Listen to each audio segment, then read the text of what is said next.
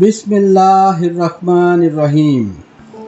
السلام علیکم دوستو، مذہب کے ارتقاء اور جہلیت سے جہلیت تک کے سفر میں آج کے ایپیسوڈ میں مذہب کے چوتھے اہم ترین ارتقائی مرحلے دا انسیسٹر ورشپ یعنی اسلاف یا اجداد پرستی کے بارے میں تفصیل سے بتایا جائے گا۔ دوستو، انسان روز اول سے متجسس رہا ہے کہ موت کیا ہے اور زندگی کی کیا حقیقت ہے۔ روحوں کے متعلق قدیم انسان کا عقیدہ تھا کہ وہ اپنی مرضی سے انسانی جسم سے باہر جاتی ہیں اور جب چاہیں واپس بھی آ سکتی ہیں۔ اس عقیدہ کی ترویج میں نیند کا بہت بڑا ہاتھ تھا اور اس نظریے کو جس چیز نے مزید تقویت پہنچائی وہ انسان کا خواب تھا۔ انسان نے خواب میں خود کو بیداری سے زیادہ آزاد پایا۔ خواب میں وہ کبھی دشمنوں سے نبرد آزما ہوا اور کبھی پلک جھپکتے دور دراز علاقوں میں اپنے عزیز و اقارب کے پاس پہنچ گیا، لیکن جب اس کی آنکھ کھلی تو وہ یہ دیکھ کر حیران رہ گیا کہ وہ اسی جگہ پڑا ہوا ہے جہاں سویا تھا۔ یوں اس کو یقین ہو گیا کہ نیند میں اگرچہ جسم ایک جگہ موجود رہتا ہے لیکن روح جسم سے نکل کر آزاد گھومتی پھرتی ہے۔ اسی بات سے تقویت پکڑ کر اس نے موت کو بھی روح کے جسم سے نکل جانے کا نام دیا اور وہ مردے کی روح کے لیے بھی کسی دن کسی وقت واپس آنے کا انتظار کرنے لگا۔ ناظرین، مردہ اجسام میں جب روح کی یوں واپسی میں دیر ہوئی تو انسان نے روح کی حاضری کے لیے منت سماجت شروع کر دی۔ اس نے رقص و سرود اور شور و غوغا کی محفلیں برپا کیں، کیونکہ اس نے دیکھا تھا کہ شور و غل سے انسان اگر خواب سے بیدار ہو جاتا ہے تو لازماً اس طریقے سے مردے کی روح بھی ضرور واپس پلٹ سکتی ہے۔ ناظرین، قدیم انسان کے اس عقیدہ کو ہم اسلاف پرستی کی انتہائی ابتدائی شکل قرار دے سکتے ہیں۔ ابتدا میں مردوں کو زندوں کے ساتھ ہی رکھا جاتا تھا۔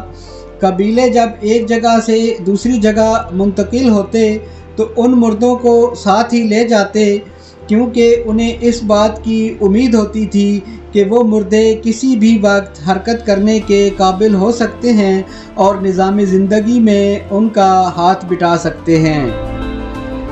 ناظرین، جب طویل مدت کے گزر جانے کے باوجود ان کی یہ امیدیں بر نہ آئیں اور مردوں کی تعداد میں آئے روز اضافہ اور نعشوں کے گلنے سڑنے سے بدبودار تعفن پیدا ہونے لگا تو وحشی انسان اپنے مردہ عزیزوں کو اپنے سے جدا کرنے پر مجبور ہو گیا۔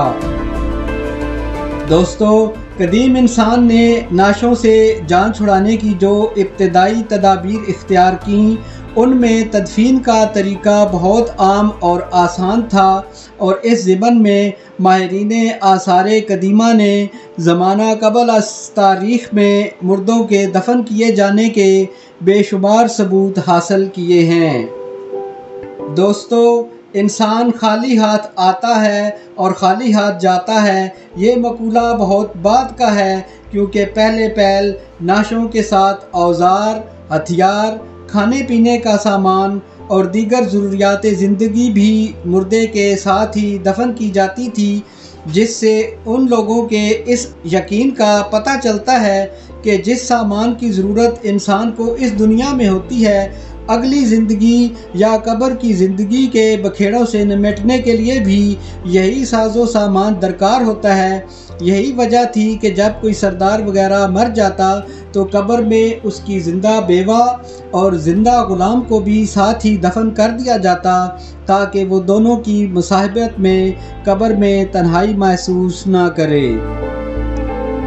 دوستو، ابتدا میں اسلاف کے مردے زندوں کے محبوب اور منظور نظر رہے، مگر ان کی تدفین ہونے کے بعد لوگوں نے ان سے ڈرنا شروع کر دیا اور یوں مردوں سے محبت و الفت نے خوف و ہراس کی جگہ لے لی۔